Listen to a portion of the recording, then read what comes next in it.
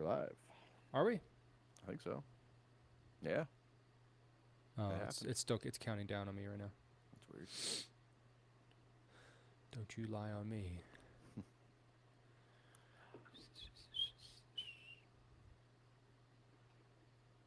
Hey there. Welcome to the Friendship News Hour, presented to you by Bummer Dude Media. Today is October the 18th, 2023. My name is Frank. His name is Alex. Hello, sir.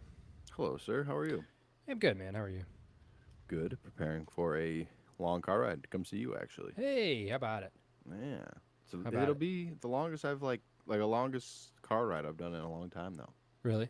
It's like it's a little over like 12 hours, like almost 13 hours for us, but we're splitting it up a little bit. But Well, it should be. I mean, it should be pretty beautiful with the leaves and all that. Hopefully, it's not. Hopefully, it's not like a terrible I don't know. You're driving through like Buffalo and Rochester and yeah, it should be cool. Erie, Pennsylvania.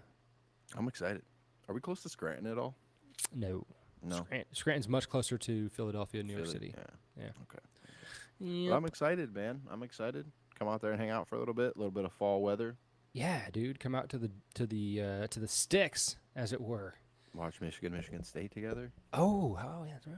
Yeah, yeah, yeah. Oh It'll be yeah. fun, man. It's like it is fall. Mm-hmm. Fall is here. We had a little tease of fall, Then it and got warm then again. Yeah. last week it was like boom. It was like below 60 degrees, and it's not getting any higher, probably until May.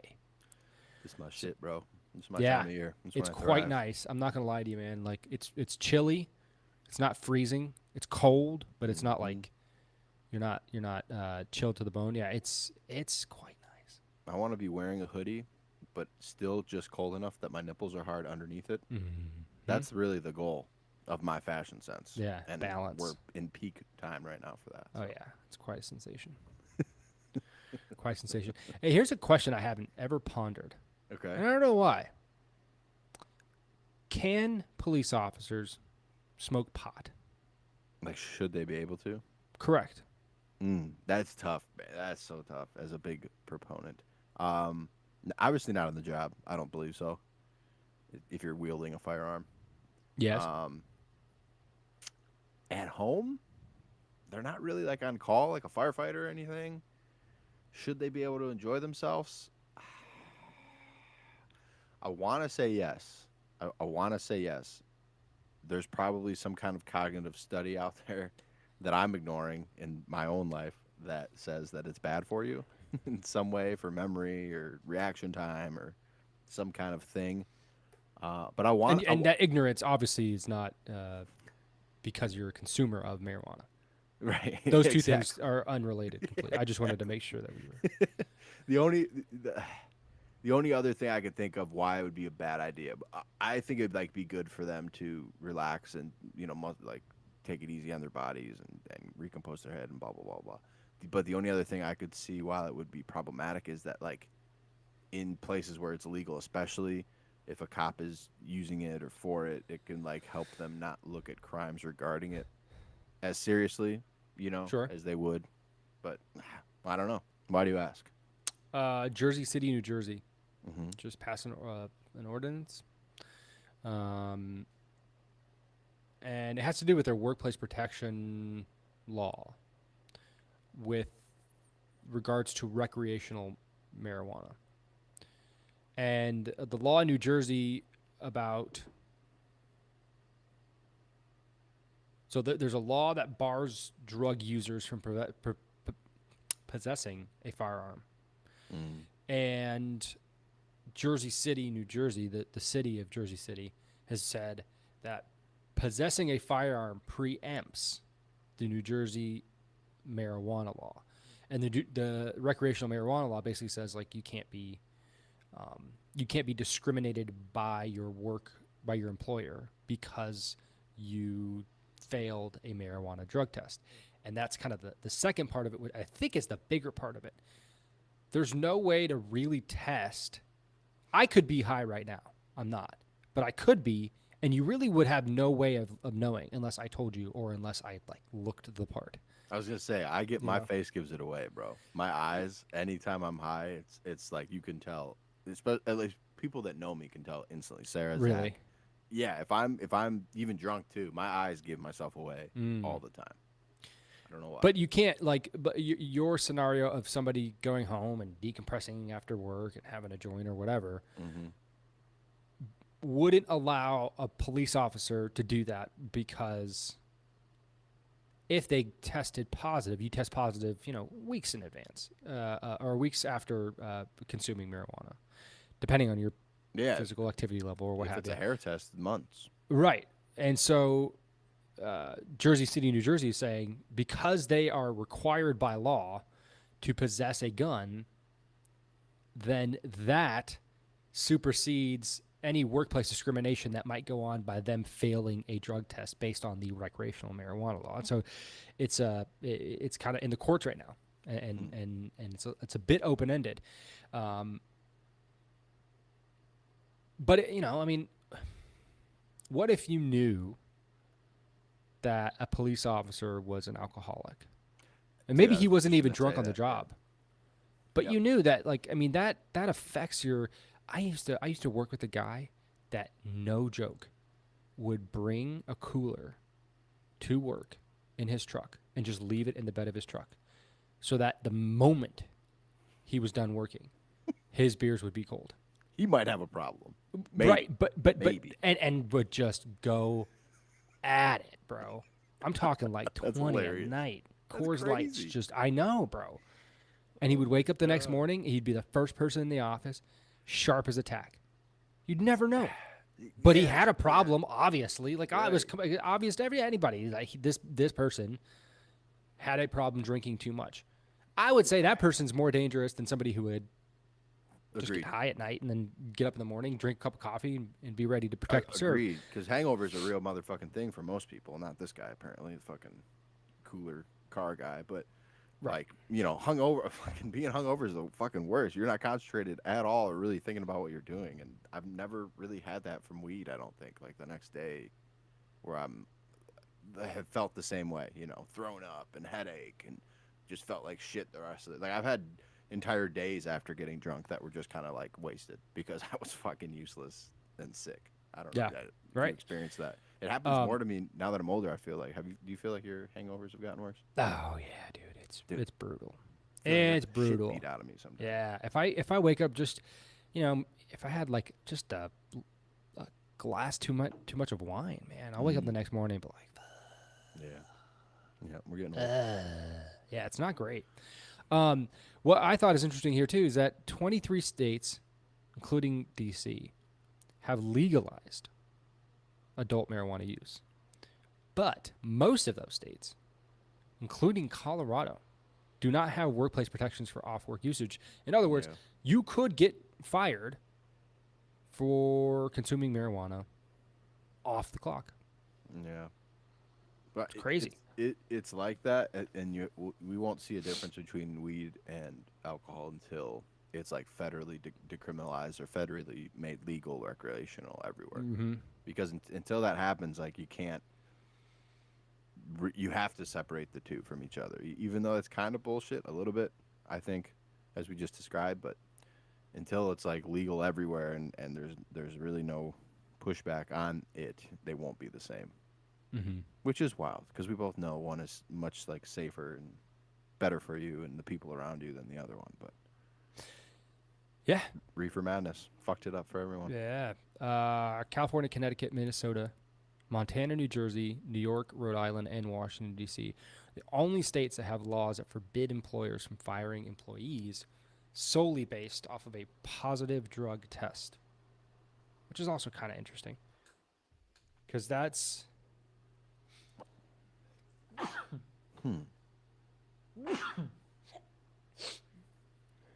that's Okay, how we're you just would get rid of an employee who like sucks, but and you don't really have cause, but you just like you don't want it's just dead weight on your payroll, and you're like, well, just wait for him to fucking break something or trip or do something, and then test him because you know he's going to be positive. Get his ass out of here. Yeah. or her. Yeah, I don't know. I just thought it was. I mean, I don't know how great I would feel if like there was a bunch of stoner cops. You Yeah. know? Like, I Donut consenting shop adults owners do would what you will. But, rejoice. what's that? Donut shop owners would rejoice. Yeah. Oh man, it's an interesting story. You know, when one thing dominates the news, it's really hard to find like other. Did you know that Yeah. 2,000 people in Afghanistan died like a week ago From the earthquake, right? from an earthquake? Yeah, and you heard Nobody's nothing fucking about talking it. about it. Yeah. 2,000 people dead in an earthquake. I mean, it's just like Crazy. so bad. It's Not so that bad. far from where all this shit's happening either. No, not at all. And you know, I think we've seen enough of Afghanistan to know like they don't have infrastructure to support a giant earthquake. So yeah, I mean, brutal, just awful. Um, but but one thing dominates the news. It's really hard to find other stories. I really wanted to talk with somebody who might have. I would love to have talked to somebody who would have signed that Harvard letter, basically supporting not supporting Palestine, but like supporting Hamas and what they did I didn't see in anything Israel. about this. Oh yeah, dude, the backlash is hilarious. It's actually, it's like indirectly awesome because a bunch of donors are now like saying that they're not going to be donating a single cent more to like all these Ivy League schools, Harvard and Penn, because their students are just so blatantly um, just black and white about the whole thing. Whether you support one side or it doesn't matter. You don't support it. But they've been so vocal about their anti-Israel stance that they went ahead and signed a letter and caused a ton of backlash, like a ton of backlash. And now they're getting job offers revoked. Yeah, I know. But like good. Yeah, for sure. Because like dude, I don't know. To me it's all of this has way more to do with the ideas that you're putting out in into the ether, into the universe, without a second's thought as to, hey, am I actually making an impact from what I'm saying here? And if I am I willing to go and fight the fight? Yesterday, there was a hospital bombed in the Gaza Strip. Saw this. Many hundreds dead. I don't know who bombed the hospital, and neither do you. And that is the only thing you should be saying. Yeah.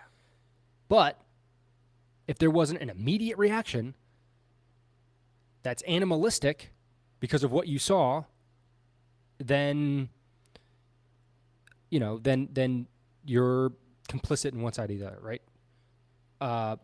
But you're tweeting from a couch, or right. You're in between sets at the gym.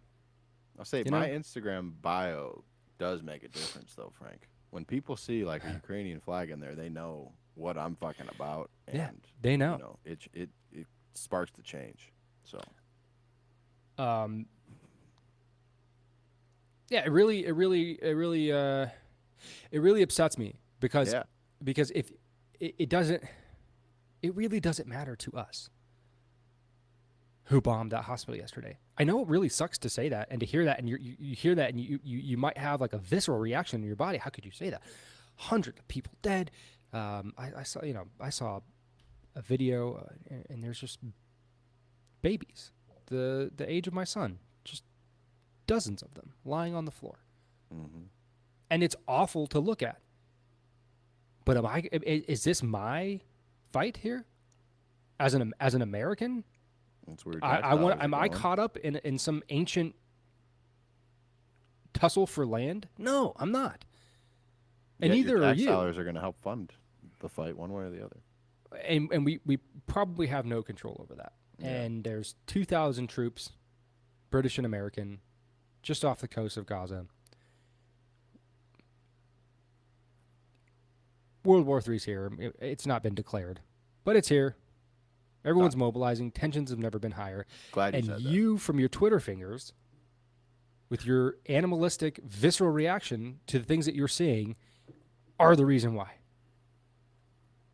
Question for you, because I've heard World War III is here from several people. Charlie, who we interviewed last week, was talking to me off air and was very passionate about it, obviously, and he had like a similar sentiment. I'm curious, like, if that's real, I would think that it would somehow have to be pulled into what's going on in Ukraine with Russia, because like Sure. if you just bring both of those things together, you've brought in through these four countries or whatever, pretty much all of the world and their allies and their alliances and all this other, like that would be like the groundwork, I would think, for World War III. Like, is there a connection between all of this? Like, would Iran back Palestine, who's also like kind of backing BRICS and Russia and all this other shit? Like, how would it all kind of coheave together to actually like No, spark man, I don't something? know. Yeah. You're asking me questions that are way out of my league. I But think you're what, just so smart, Frank. I've got so much faith in your knowledge. yeah, well, thank you. I mean, it does look like there's an axis surrounding Russia and China and Iran, Mm-hmm. the big three, if you will. But how it works, I mean, shoot, man, I don't really know. What I do know is that there's no way that we get pulled into this and provide assistance with boots on the ground, unless there is buy-in from the American people. And how do you get buy-in? You allow people to see the worst, react emotionally, and then call for one thing or another. Or you either allow a terrorist attack or stage one to get the people in the country To provide the justification. Exactly. Which is, I think, is what's happening. That's what I think 9/11 was. I've always talked about this many times. I think that was all fucking set up so we could get in overseas, Middle East, and do whatever the fuck we wanted to do over there. But I tell you what, man, I wouldn't be surprised if this is something similar. Yeah, it may be. It may be. I'm not fighting any of these wars. Tell you that right now.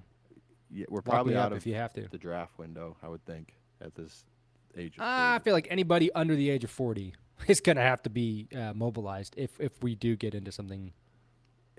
That's what I wonder. Because would it even be a war, or would it just be nuke fest? Like, I don't know. I don't even know, man. It's terrifying. I was listening to Matt and Shane's podcast, one of my favorite ones. But this week Shane wasn't on. It was just Matt, and I love the dude. He thinks very alike to me, and just the way he talks. And he was just doing a podcast kind of about himself.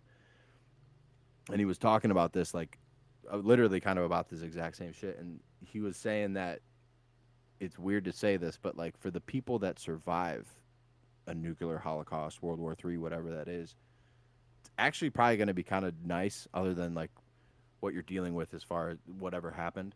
But, like, people will never want to use nukes and all this other shit again. You know, like, there will have to be some kind of, like, global reckoning of, like, peace, so that whatever had just happened doesn't happen again, if there's people alive after that. You know what I mean? Until it happens again. God damn, but it's so scary to think about, like, we could wake up tomorrow and New York City's gone because of some shit like this, you know, or what, like, it's just, people aren't really ready for what nuclear war is, and I don't know. It's just scary. I agree. I thought it might be good to provide, since we're here, provide some background. There's an excellent thread on Twitter about the history of this land that is so disputed. It's such a tiny piece of land, too. So the question, who was there first, is the Canaanites, about 3,000 years ago, who happen to be the ancestors of both Jews and Arabs. Israeli culture appears around 1100 BC. And it looks like it's pretty clear here that there was a bunch of different kingdoms, but in that area there is the kingdom of Israel. But on what is now modern day Jordan, there's the king of Aram Damascus, kingdom of Ammon, kingdom of Moab, kingdom of Edom in modern day Egypt, kingdom of Judah, and then the Philistine states, which is basically the Gaza Strip. This is 850 BC. It's a long, long, long time ago. This is how far back this goes. And then the Jews get conquered by the Assyrians and the Babylonians.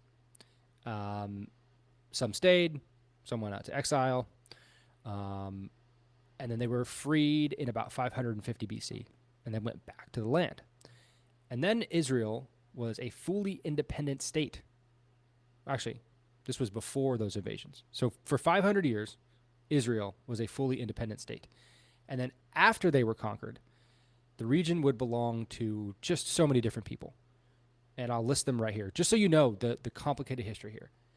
After the Jews were conquered, it belonged to the Assyrians, then the Babylonians, then the Achaemenids, then the Egyptians, then the Macedonians and the Romans, then the Byzantines, then Rashidun, Abbasid, Umayyad, Fatimid, Seljuk, Ayyubid, then the Crusaders, the Mamluks, the Ottomans, and then finally the United Kingdom. So United Kingdom has Israel. Oh, to this day? No. They had that as Israel was becoming a state. They had okay. I thought it was like a territory. so Jewish kingdom was semi-independent, during the Seleucid Roman periods, about 2,000 years ago. Arabs appear in the region in about 650 AD and ruled until about 1100. They were replaced by Muslim non-Arab empires, which ruled for about 800 years, except for 200 years of Crusader rule. The region was never independent for 2,000 years after it was conquered by the original Kingdom of Israel. At the end of the 1800s, the idea of nationalism is in vogue, and anti-Semitism is rampant in Europe. Jews start planning for a new country, Israel. They start buying land and immigrating to the Ottoman region of Palestine, present-day Israel and Palestine. And then World War I comes.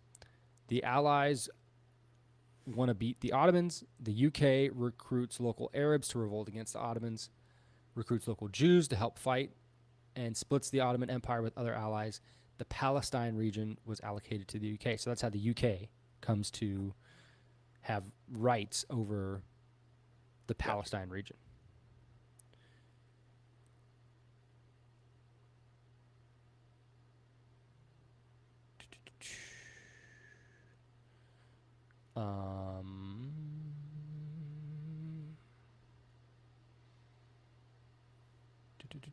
So it just goes on to talk about the geopolitical ramifications of the UK owning this area, and they're wanting to keep trade lines open. Where are we at? Okay, so it doesn't really talk about it here, does it? Let's see. Sorry.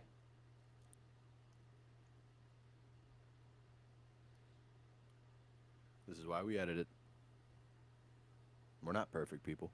Okay, so the Jews feel like there's a promise for them to have some of the land. Arabs feel like there's a promise for them to have some of the land. The UK is in charge. They're the arbiter, and they say, okay, we're just going to propose a plan here. Jews get the north, Arabs get the south and the east. And they keep the center coast and Jerusalem. The Jews are fine with it, but the Arabs are not. Right? The Jews basically just get a tiny little strip. That's it. And the Arabs say, nope, we're not going to do it. And then World War II happens. So it's a stalemate in the Levant. World War II doesn't particularly affect the Levant, except that Jews are murdered in mass in Eastern Europe. So at the end of World War II, the United Kingdom begins to really decolonize, and it wants out of the Levant. And so the UN is formed, and the UK just basically gives the Palestine region the UN. So you figure this shit out. We don't want anything to do with it. That's crazy. How many times in human history do you think people just like take this land, please? Like Yeah, people I know, fight right? for land always. I know. You know, like this area is just so has been crazy for her entire history. Yeah, it's wild. So the UN drafts a plan, which has become known as the two-state solution. So it gives Palestinians, Arabs, the Gaza Strip, pretty much all of the central Levant, and then it makes Jerusalem, the city of Jerusalem, sort of like a, I guess, international land, not really owned by anybody. That's probably smart because people fought for that specific city, like Right. through the Crusades and forever. So that makes sense. Should be So everyone. the UN votes on it. This plan gives 56% of the land and 33 gives 56% of the land to 33% of the population, which are the Jews, and the most of it is just desert. But the Arabs see this increase in Jewish land as encroachment, so they say no again. So this is the second time that they've been offered a state formally, and they said no, thank you. So the UN just says, well, we've agreed on this. This is how it's going to be. The UK pulls out of that area, and the next day, Arab countries attack Israel, and they declare war on Israel. So now there's a war of independence. And it goes on from the 15th of May to the 10th of June, 1948. And miraculously, Israel prevails. So they take the land that was provided them by the UN, plus some more, because they've conquered it. So now the Arabs have said no to the UN plan. They went to war with Israel, which is was not even a state yet. Israel won, and then they began to take a little bit more land. So you see here in this map, there's the area that was assigned to them, the area that they conquered, and then the Arab area that remains, which is sort of kind of what it looks like today, but you'll see that it diminishes some. East Jerusalem assigned international control by Transjordan. So Jerusalem is international land because it's the host of the holy sites for the three major religions in all of the world. But during the war that was started by Arabs, 750,000 of them are displaced, expelled, or flee from the Jewish area. This is known as the Nakba, or the disaster, and they cannot come back after the war. This is war, right? Mm-hmm. Egypt takes the Gaza Strip. Jordan takes the West Bank. They have the opportunity to create a Palestinian country in these areas, but they keep it for themselves. Arabs are not happy. They plan another attack. This is in 1967. Israel gets wind of it, and they strike first as they shoot down the air forces of Egypt, Jordan, and Syria in one day. They push all three countries back, taking over Sinai, West Bank, and the Golan Heights. Again, this is another offensive by Arabs to conquer this land. Not take it back by any diplomatic means, but to conquer it. And they lose again. So Israel now absorbs more of this land. Another 300,000 Palestinians flee the West Bank. 100,000 flee the Golan Heights. Egypt and Syria attack again in 1973. This is the Yom Kippur War. You've heard about this. Initially, they assume victory, but Israel prevails. And now they basically control the whole area. A few years later, they give the Sinai back to Egypt, and they sign a peace treaty with Jordan in 1994. And over the last few decades, Israel continues its international efforts and normalizes relationships across the world to be recognized as a legitimate state by the world. So in 2002, it looks like they have relations diplomatically with, I don't know, 60% of the world, 65% of the world. North Africa, pretty much every Arab state in the Middle East, and some places in Asia. And also,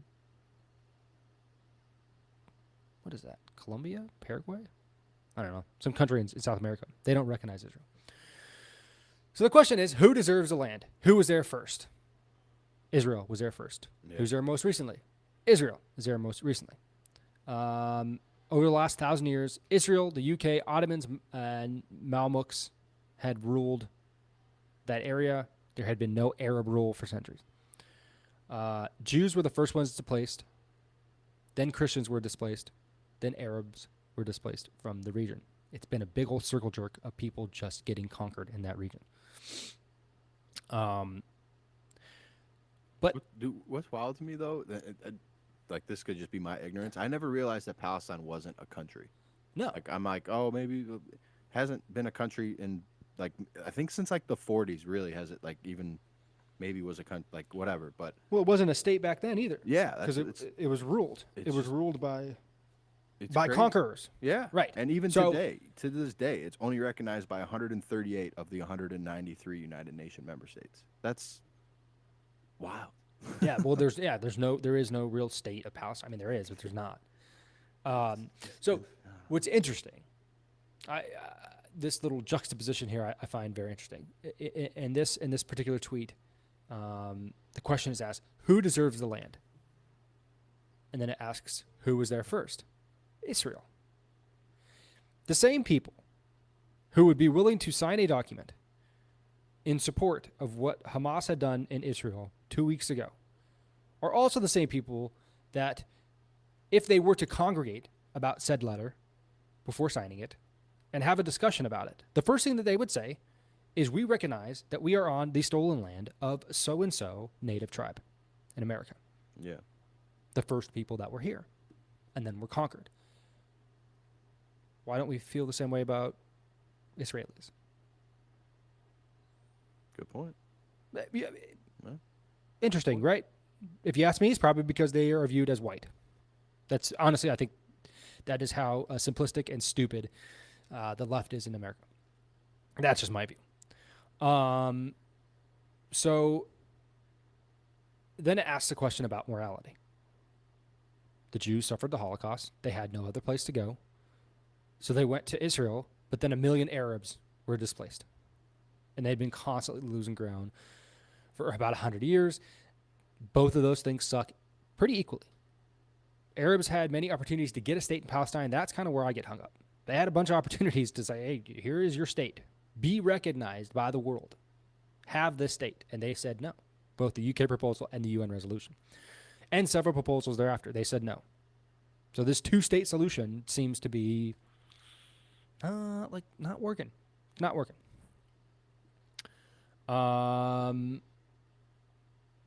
So then the ultimate question, who deserves the land? And the answer is, it depends who you want, basically. There's good arguments on both sides. The truth is, everyone's biased, and they tilt the arguments in their favor. So do we go to a world war to figure this out, you think? Or do you No, think, no, we don't. You know what I'm saying? We don't. Certainly not. The way Biden's talking, we do. He's in full, like he says that we have the capacity to fully support Ukraine, to fully support Israel, and still defend our borders and, you know, keep working on America. Because we're America. We can do it. And I just don't see it, bro. I don't, unless we're just like print as much fucking money as we can before BRICS happens, because it's all going to be worthless someday. It does do what we seem. can do now. It's like I don't see how it works. I don't see how it works either, and it does seem that America's leverage on the world stage is diminished right now. And diminishing And- quickly, bro. Even And like, we look, I heard weak. France, Germany, and Mexico have all applied to BRICS too. yeah. And it's like we're gonna. But start I'm losing our talking biggest specifically. allies. Oh, go ahead. Yeah, but I'm talking specifically about this conflict. Obviously, the Ukraine conflict, but then this conflict too. Right. It seems as though there's a lot more people willing to stand up against the United States, even if maybe they're not right. Maybe, I mean, what is right? I don't know. But a lot more people are willing to stand up to America as a world power and say, we're not buying your bullshit here. Yeah. Well, because Um, Iran is allied closely with Palestine, I believe. yes. And then Iran obviously is in bed with China, North Korea, and Russia, who were already pissing off on another front. It's just like that's was kind of when I asked you earlier. I see like Iran as like the bond between both of these conflicts and a way that it would get escalated even further. Well, for sure. And I'll tell you right now, if we get into any sort of war with Iran, any sort of war, we're fucked. Yeah. Hard. Hmm. Hard. It's not what we want, man. It's not what we want, not even a little bit. And again, I have to go back to it is you, the populace. It is you, the emotional reactor to things that are seen, putting it out there that we should be doing one thing or another that is going to make or break whether or not we go to war. And I'm dead serious about that. You might feel like you don't have a voice, but you do, and you use it all the time. And you probably use it foolishly. And I'll ask you, the supporter of Israel. I speak directly to you now. What have you to say about the Armenians that you have helped be killed by the thousands in Azerbaijan? Israel is helping directly kill Christians in Azerbaijan. And this is not a secret. This has been going on for quite some time now. And everybody's pretty quiet about it, unless you don't like Israel, then you would like to amplify that voice. But I only bring that up to say, like, what is that about? Why are we doing that? Does anybody have anything to say about what Israel's doing to Christians in Azerbaijan? If you're saying that we should bomb Hamas and Gaza to hell, what do you say about that? And that's what I mean. This shit's complicated. Yeah. Nobody has an answer for it. And now to It's the point really, where we're having really tough. attacks on the hospitals with innocent people, and both sides are blaming each other. The media runs with either side that they want to run with, and no one really knows what the fuck is going on. Like, and who somebody wins? bombed a fucking hospital with innocent people. Yeah. And the regime wins because they get the reaction on both sides. Yep. And that is what's most important here. Because what's most important here for the people that are leading us is that we do go to war. It's like not a secret, man. War is how we continue to exert dominance, not just from a force standpoint, but from the ability to keep the war machine running and to keep people's pockets fleeced. It's very important to the most important people that we continue to fight. And I know I keep bringing it up, man, but I feel like the timing is not convenient. It's not just a coincidence that it's aligning with BRICS. I know I keep saying that, but it's like if we go to war with what's looking like BRICS nations, we keep people on our side on the dollar because they won't be able to deal with the BRICS currency and trade with those people. They want to stay with the people that they're allied with. So it's another way to cement power in the dollar and keep our foothold strong on the world stage. I think. Yeah, I mean, there might be something to that. I wouldn't be surprised. I think the demise of the U.S. dollar is probably coming sooner than later. We probably could have held on for a solid 20 more years if we didn't just piss the entire world off over the past 20 years by our hubris and ignorance and acting on the world stage and just thinking that there was no consequences for going in and killing a ton of Muslims in Iraq, in Afghanistan. Piss a lot of people off. Financially bankrolling a war in Ukraine. Piss a lot of people off doing that. So, yeah, I mean, like, I think it's okay to see these things happening and be upset about them. But unless you are going to accept an invitation to go and fight it yourself, shut the fuck up. Seriously, shut up. Yeah. Stop talking. Your opinion doesn't matter. It doesn't matter. It's not about you. And if we go to Freaking, war, it's not even something we vote on anyway. it's On not a something we vote on, and it's local not level. something that you're gonna fucking fight in. Yeah. So shut the fuck up. Shut the fuck up. Seriously. Stop talking.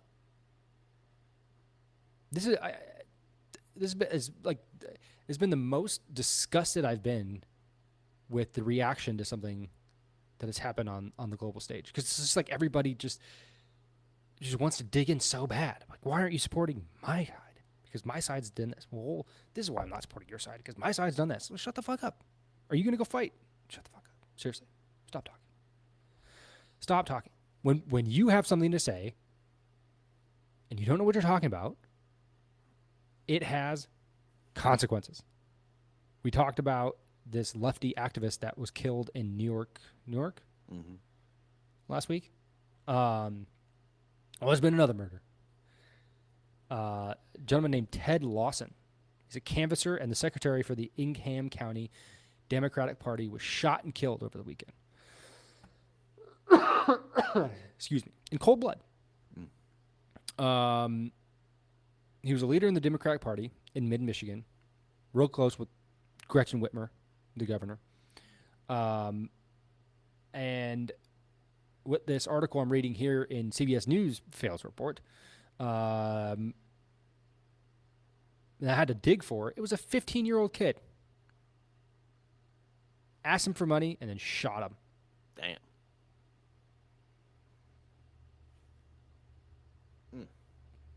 15 years old. Why does a 15-year-old shoot a stranger after asking them for money? Guess as good as mine. Yeah. I don't really know, but I think policy has something to do with it.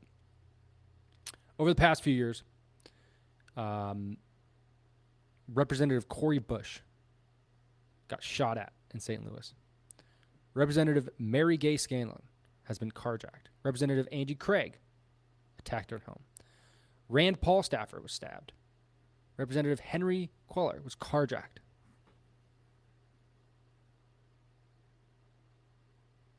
So the things that you put out into the universe, the things that you say, the opinions that you have that you just so flippantly just vomit because it's how you feel, those are the consequences for it. So again, I implore you to shut the fuck up. Take a beat. Go for a walk. Touch some grass, as they say. But seriously, it's not before too long that these things start happening to you. And it's only in the moment before your last breath where you're going to be like, well, fuck. This sucks. Should have been a Republican. Fuck. Was that his last thought, you think? Yeah. Yeah, it might have been. I backed the wrong side. It's all for naught. I'm seeing red. Oh. Yeah. Oh. That's blood, though. It's blood. It's not politics. I hasten to say that any Republican's going to save you from this either. But you got to know that if you're advocating for defunding the police, if you're advocating for tearing down of American pillars of American society based off of racism and denouncing everything as evil because of what has come before it, these are the consequences.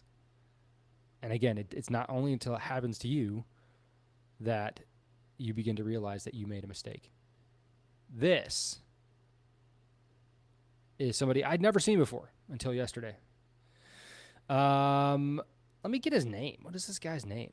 He is running for Prime Minister of Canada. Ooh. Trudeau's got some competition? I don't understand how a elected official gets caught for blackface twice and still holds his office. The Canadian people are very forgiving. He's the leader of the Conservative Party of Canada. His name is Pierre Poilievre. I don't know how you pronounce it. But here is somebody who disagrees with this man, talking to him, and where am I at?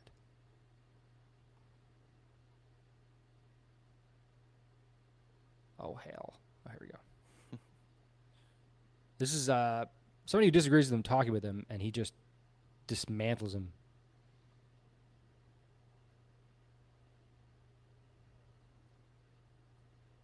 I can't hear it if you're playing it.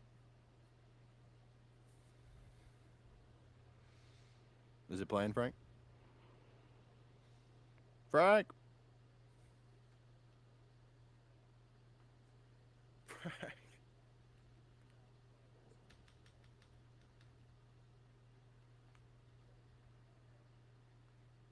Can't hear it, Frank.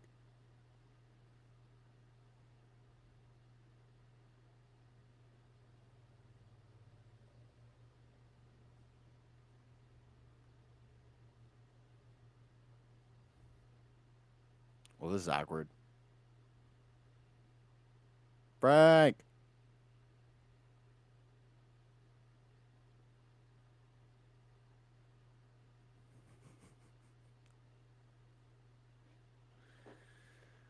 Oh, Frank.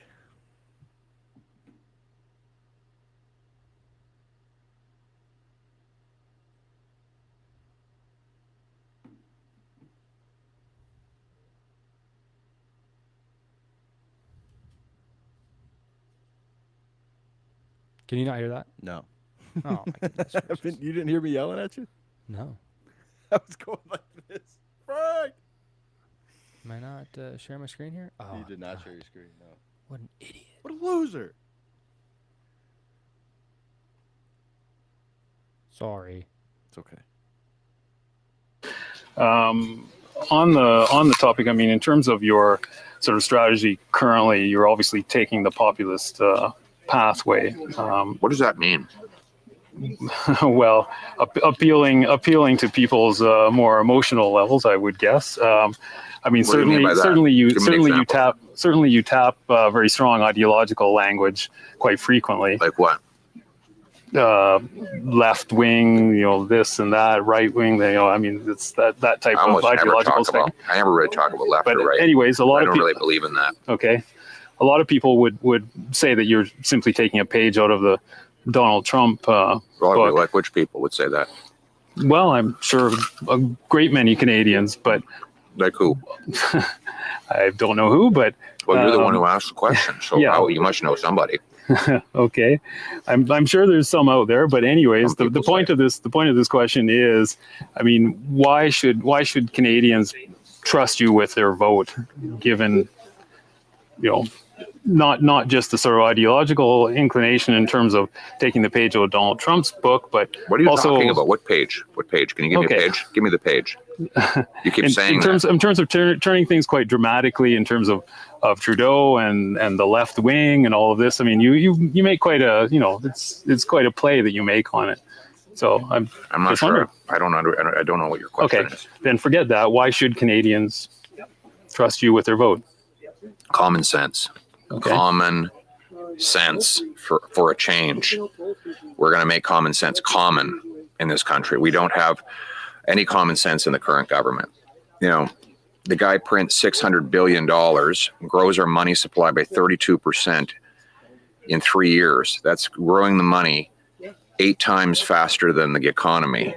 No wonder we have the worst inflation in 4 decades. I'm going to cap spending, cut waste so that we can balance the budget and bring down inflation and interest rates. You'll want to be able to pay your mortgage again. You want to be able to afford rent. Then you have to vote for Pierre Poilievre, because I'm the only one with a common sense plan that will bring back the buying power of your paycheck. Pierre Poilievre. Why does him eating the apple look like he's just taking out his big hammer and just laying it on the table? It's like with each bite, just fuck you. Yep. Fuck you. That was The guy incredible. wasn't like asking him a question though. He was like, it was almost like buzzwords of like things that people don't like, and trying to make him stick Yeah. with this dude. Yeah. That's how easy it is to if this guy was a little bit more of an emotional reactor, he might just in a fit just run away, because a lot of these people they don't even know how to defend their own positions. They just know words. They just know words. Yeah, right. And they just say them, and they're like, and when they're confronted, like this guy, they have nothing. They have nothing. Mm-hmm. Blind moral superiority is how this was described. And I think that's perfect. Blind moral superiority. If society backs the way that you think and doesn't require that you have any sort of proof for the way that you think, that is how you develop smug people like this guy. He's not a bad dude. He's just smug. He sees this guy. He sees a caricature that was painted for him, and the story he's telling himself is that he's just some right-wing lunatic. But when he's pressed on it, just a little bit, oh, okay, this is what you're saying about me? I don't agree with that premise. Can you provide any example? And he can't. Yeah. He's in the moment, and he starts to flounder. I don't know, I think it's beautiful.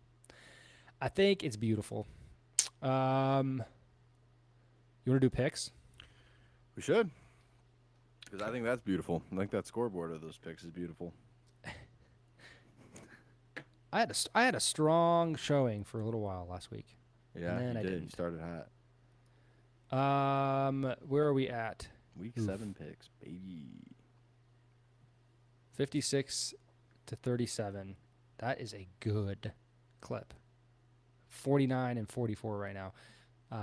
If you're not betting these, you should be. I'm talking directly to you, Al. I know. I really should be. Dude. I put money on mine every week. Do you? I'm not Yeah. like a sports gambler really ever. It's easy like to a do. slippery slope. I'm not a gambler in general, man. I don't know why. Maybe I'll take your picks this It week. doesn't excite me. I want some cut of that. Okay. I thought I was winning per week on this thing, but I don't know. I think you are. Should we just do like a grand prize at the end, maybe? Well, yeah, we'll saddle up at the end. Yeah. Okay. Yeah. Okay, rapid fire real quick before we get there. New Orleans at home against Jacksonville, and they are 2.5-point favorites on this line. That seems high. I like Jacksonville here. Coming off the bye, I like Jacksonville too. They just beat Buffalo in what was Thursday pretty night. much a home game in London for them last week. But yeah, give me Jacksonville. I really like what they're doing over there, man. I don't know. Yeah, they look good. Baltimore is hosting Detroit. 5-1 Detroit. It's amazing.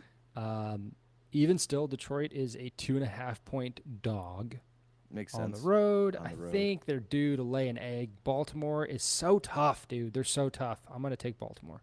They're tough, but I've seen Lamar make more mistakes this year holding the ball, running, scram than I've ever seen him in pass. And Detroit's pass rush, that's their best part of their defense, is that front seven.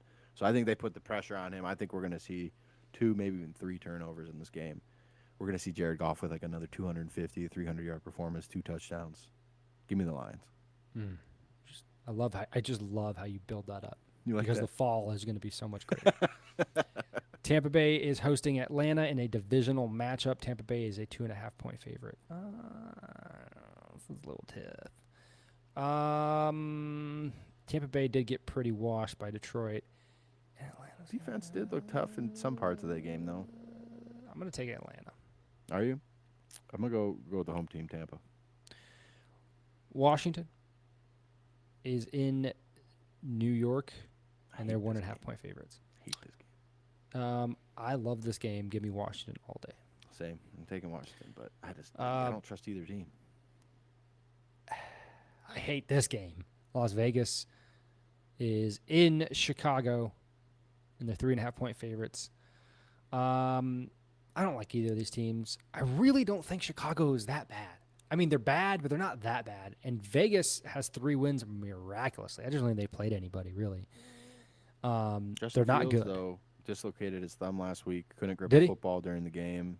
He tried to go back in, which credit to him, even as Yeah. a Buckeye pussy. But like he tried to go back in the game, but could not grip a football. So I don't know how that's improved over the week. But what I'm seeing is that this backup dude is trending on all the fantasy sites. So I'm thinking he's going to start. There's no way that they beat them. Like with the Bears without Justin Field are a dumpster fire. Right. So I got to take the Raiders. I'm going to take Chicago, and I reserve the right to change my pick up until game time when we know what's going on with Justin Fields. Fair enough. I'll give you that. Buffalo is in New England in a divisional game. They are 8.5-point favorites. I fell in love with the line last week because I just thought Buffalo would destroy the Giants, and they barely squeaked away with a win. It's a weird Buffalo team, man. Like they can go out and just So score weird. 40 points against New England. I don't know. I really don't know. I don't think anything is trending right for New England, and I don't see why it would this week. So give me Buffalo. Same. Okay. They're talking about having Bill Belichick out of New England at the end of the year, which is crazy to think about. Wow. Sucks this year. I mean, he sucks this year. He's made the playoffs once in the past like 5 years. Do you think he's a great coach though? Like, do you think how much of that was Brady? Are we seeing like, or are people just like finally figuring out the Belichick system, or like, did Tom Brady really? Was he the engine to that locomotive? I'd give Tom Brady 50% of the credit there. At For least sure. 50. Okay. At least 50, maybe 51. 'Cause Tilted they've in been his favor. awful since he left. Mac Jones had Yeah. like one good season. They kind of made the playoffs, and then awful. Yeah, pretty bad. Cleveland. That They defense beat- is legit, bro. They beat the Rams. That was my crowning achievement last week. No, 'Cause Niners. I chose that line. That was Niners though, not Rams, which is even more impressive. What did I say? Rams? You just said Rams, yeah. Oh, But my bad. Yeah, the Niners. They beat who I think is the best team in the NFL right now. Is the Yeah, Niners. definitely. They beat them. Yeah, It wasn't with a backup quarterback. Yeah, there wasn't a ton of Crazy. mistakes going on. They played sound football and their defense was awesome. Mhm. And they're a 2.5-point favorite in Indianapolis this week. That line seems a little bit low to me. I'll take Cleveland. I feel like that's a value pick there. Yeah, they're just saying that Indy's quarterback's going on IR for the rest of the season, so they're going to be with Gardner Minshew going forward. Yeah, give me Cleveland. That seems like it He's should be a bigger- serviceable. He He's is serviceable. Yeah, he is. They do the thing. Rams are hosting the Steelers. Steelers are 3-2. I don't like this pick. This is not fun for me. I'll take Pittsburgh begrudgingly. Okay, I'm But taking I'll LA. take Pittsburgh. Taking LA. I haven't seen Okay. enough from Pittsburgh's offense to think that they're going to do enough to. I know their defense is good, but LA's got a lot of weapons. I think they put up some points, and Pittsburgh does not. Gotcha. Divisional game. Seattle hosting the Arizona Cardinals, and they're 7.5-point favorites at home. The Cardinals are 1-5, but they're not an easy out. They're pretty tough. I mean, they play pretty tough. They do. Seattle 7.5. I'll take Arizona. Okay. I'll I'm take the rolling. points. I'm rolling Seattle. Kansas City hosting the LA Chargers. I was a half point away from making a sage Yeah. prediction Yeah. last week. You were. Almost I'm only gonna- counts in horseshoes and hand grenades, though, my friend. So you can't dwell on that. I am going to dwell on it, and I'm going to take the Chargers to to lose a close one. Okay. They'll lose a close one. That's a lot of points, and That's what they do, though. yeah, they lose close ones. And games, yeah. give me 5.5 points. Absolutely. I don't know. think they lose by. So this is basically saying they lose by a touchdown or not. I say they don't. I say they make it more of a game. I'm just thinking if Taylor Swift's in the building, they gotta, that's good for a touchdown at least. So I'm gonna take Kansas City. Okay. Green Bay is in Denver, and they're 1.5-point favorites. 1.5 points, dude. I'm not gonna take Denver for any reason. No. So give me Green Bay. This game of next the one's week. the hardest game of the week. Yeah, it's the Yeah. hardest. Philly hosting Miami. Both teams 5-1. Philly is a 1.5-point favorite. Give me Miami in this one to run away with it. Actually, I don't think it's going to be close. Really? Yeah, I think I'm- they're going to beat the shit out of Philadelphia. Yeah. I don't know, man. I'm picking Miami too. I think it'll be closer though, but you can't stop that offense. It's just too strong It's right now. unstoppable. Yeah. They have everything. A question. Oh, go ahead. This last pick, I have one Yeah. NFL question. San Francisco on Monday night is in Minnesota. They're 6.5-point favorites. They're banged up. They're saying all those guys can come back this week, though. Debo, Christian, and Trent could all come back this week. So Do you think, I don't know. You think they bounce back on Monday night? They're playing the think they beat, Vikings, bro. The Vikings. Minnesota by more than a touchdown? Man, I do.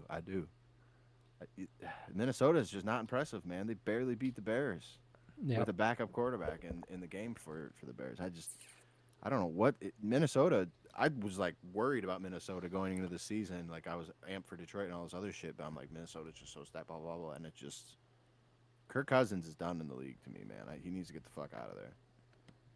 I'll take the Niners. Yeah, same.